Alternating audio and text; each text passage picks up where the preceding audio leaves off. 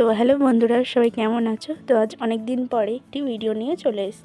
আমার এই ছোট্ট ছাদ বাগানে ফুল গাছের পাশাপাশি কী কী সবজি গাছ লাগিয়েছি আজ এই ভিডিওটাতে সেটাই দেখাবো। তো এই ছোট্ট গ্রো ব্যাগটায় কিছু আলু পুঁতেছিলাম, তাতে দেখো কত সুন্দর গাছ বেরিয়েছে। এই গাছটা আর একটু বড় হলে এতে আলুও ধরবে। ঠিক তার পাশের গ্রো ব্যাগে কিছু পেঁয়াজ ও রসুন পুঁতেছিলাম, তা থেকে কত সুন্দর গাছ হয়েছে। শুধু গাছ নয়, গাছগুলো বেশ বড় হয়েছে।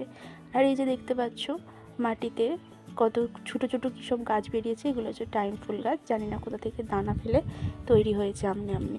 আর তার ঠিক পাশের গ্রো ব্যাগটাতে কিছু লাল শাকের দানা ফেলেছিলাম, তো দেখো কত সুন্দর বেরিয়েছে।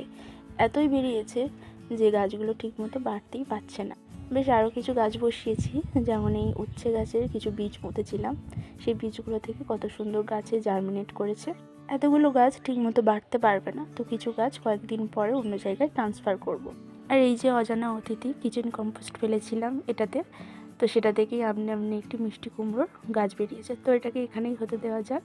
শীত চলে যেতে যায়, কিন্তু আমার ডালিয়া গাছের এখনও ফুল আসেনি। তো তার মাটি থেকেই দেখো কত সুন্দর একটি ছোট্ট টমেটম গাছের চারা বেরিয়েছে। তো সেটা বড় হোক, অন্য জায়গায় রিপোর্ট করব। তো আজ এই ভিডিওটা এতটাই। ভালো লাগলে লাইক কমেন্ট শেয়ার করে দিও। বাই।